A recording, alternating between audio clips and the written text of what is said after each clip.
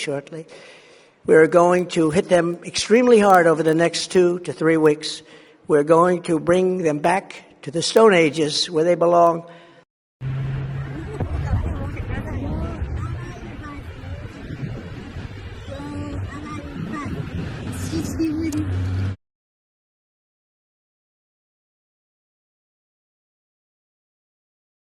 अगर ईरान हमले बंद नहीं करता है तो हम ईरान को स्टोन एज में भेज देंगे, पत्थरों वाले ज़माने में हम ईरान को ढकेल देंगे।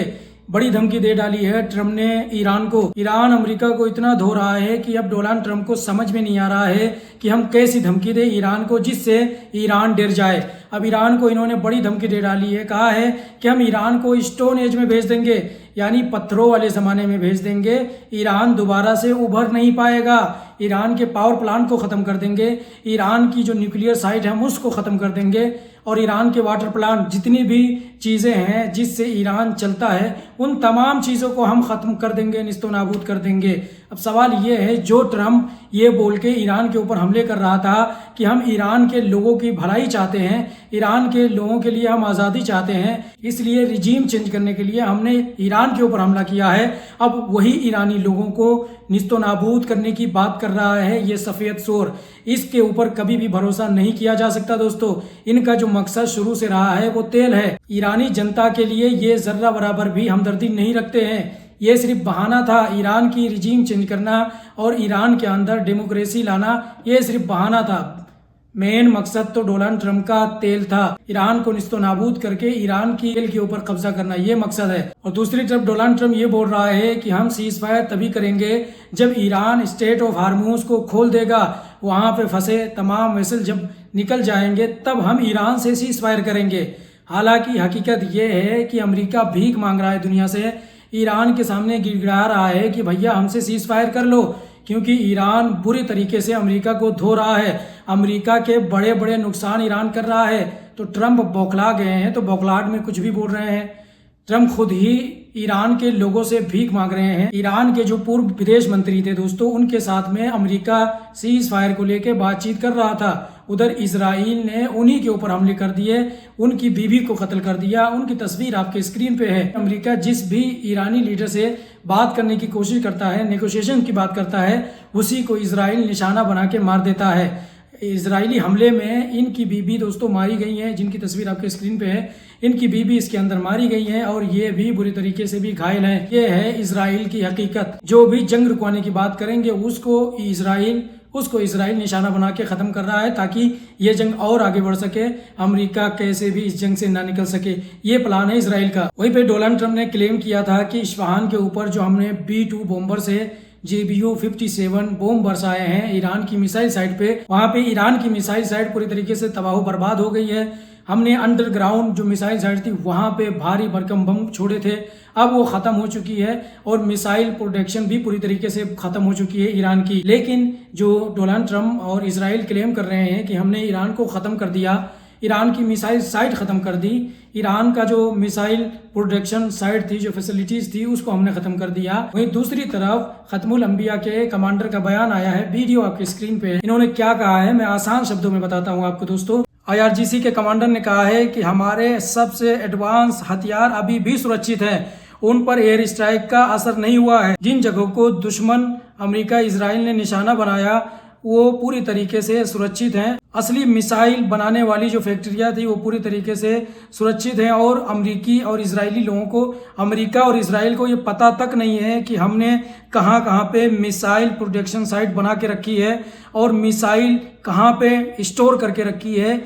ये कहना है खत्मुल अंबिया के स्पोक पर्सन का। उन्होंने कहा है कि अमेरिका इजराइल को पता तक नहीं है कि हमने कहां पे मिसाइल अंडरग्राउंड सिटी बना के रखी है, और जो अमेरिका इजराइल क्लेम कर रहे हैं वो पूरी तरीके से झूठ है। और इस्फहान पे किए गए हमलों का कोई भी असर हमारी मिसाइल साइट पे नहीं हुआ है। हमारे हथियार पूरी तरीके से सुरक्षित हैं। यानी अमेरिका कितने भी दावे कर ले कि हमने ख़त्म कर दिया, तबाह बर्बाद कर दिया ईरान को, उनकी मिसाइल साइट खत्म कर दी। वहीं दूसरी तरफ IRGC ने एक और वीडियो शेयर किया है दोस्तों, जिसमें 90वां मिसाइल हमला किया है, यानी 90 बार ये मिसाइल हमला हुआ है। तो उन्होंने इस वीडियो को शेयर किया है। आप वीडियो में देखें, मिसाइल लॉन्च हो रहे हैं, रॉकेटें लॉन्च हो रही हैं और ड्रोन लॉन्च हो रहे हैं।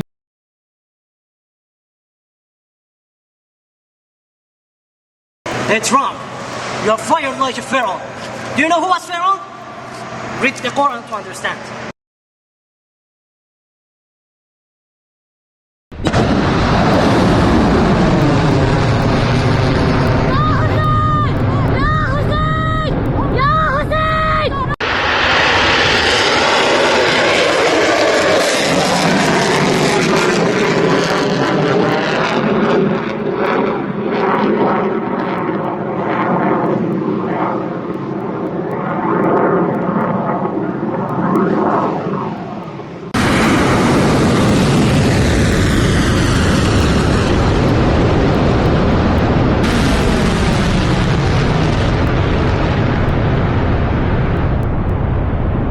ईरान की मिसाइल साइट अमेरिका के मुताबिक ख़त्म हो चुकी हैं, तो फिर ये कैसे अमेरिका के पेशों के ऊपर ईरान हमले कर रहा है और मिसाइलें लगातार लॉन्च कर रहा है। वहीं पे दोस्तों यूरोप को एक और बड़ी धमकी दे डाली है डोनाल्ड ट्रंप ने। दोस्तों यूरोप को डोनाल्ड ट्रंप ने कहा है कि अगर यूरोप हमारे साथ इस जंग में शामिल नहीं होता है, हमारी मदद नहीं करता है, डोनाल्ड ट्रंप दोस्तों एक तरफ बोल रहा है हमने ईरान को खत्म कर दिया, दूसरी तरफ यूरोप से भीख मांग रहा है, उनको ब्लैकमेल करने की कोशिश कर रहा है। डोनाल्ड ट्रंप ने कहा है कि अगर यूरोप हमारा साथ नहीं देता है तो हम यूक्रेन को हथियार देना बंद कर देंगे, यानी धमकी दे रहा है ब्लैकमेल करने के लिए कि अगर यूरोप हमारे साथ में जंग में नहीं कूदता है तो हम यूरोप को अकेला छोड़ देंगे।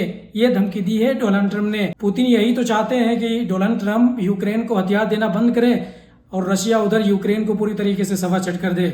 अगर ये मौका डोनाल्ड ट्रंप रशिया को देते हैं तो रशिया इस मौके का फायदा बेहतरीन तरीके से उठाएगा। डोनाल्ड ट्रंप की इस धमकी का कुछ भी असर यूरोप कंट्री के ऊपर नहीं हो रहा है दोस्तों। वहीं यूके के प्राइम मिनिस्टर कीर स्टारमर ने 35 देशों के जो ऑफिशियल्स हैं उनको बुलाया है हार्मूज के रास्ते पे बातचीत करने के लिए कि स्टेट ऑफ हार्मूज के रास्ते को कैसे खुलवाया जाए। इसके लिए उन्होंने 35 देशों के ऑफिशियल को अपने देश में बुलाया है मीटिंग करने के लिए। सबसे बड़ी बात इस मीटिंग की ये है दोस्तों कि जो डोनाल्ड ट्रंप यूरोप को धमकी दे रहा है उसी डोनाल्ड ट्रंप को कीर स्टारमर ने इनवाइट ही नहीं किया है इस मीटिंग के अंदर शामिल करने के लिए, उनको बोला ही नहीं है। इससे बड़ी बेइज्जती अमेरिका के लिए क्या हो सकती है। जो नाटो देश अमेरिका के तलवे चाटा करते थे, अब वो नाटो देश अमेरिका के साथ में खड़े होने के लिए तैयार तक नहीं है, अमेरिका के बातों को सुनने के लिए तैयार नहीं है, क्योंकि दुनिया को ये पता चल गया है कि ये जो डोनाल्ड ट्रंप है इसके बातों में दम नहीं है, ये कुछ भी बोलता रहता है। वही गल्फ स्टेट ये प्लान बना रहे हैं कि कैसे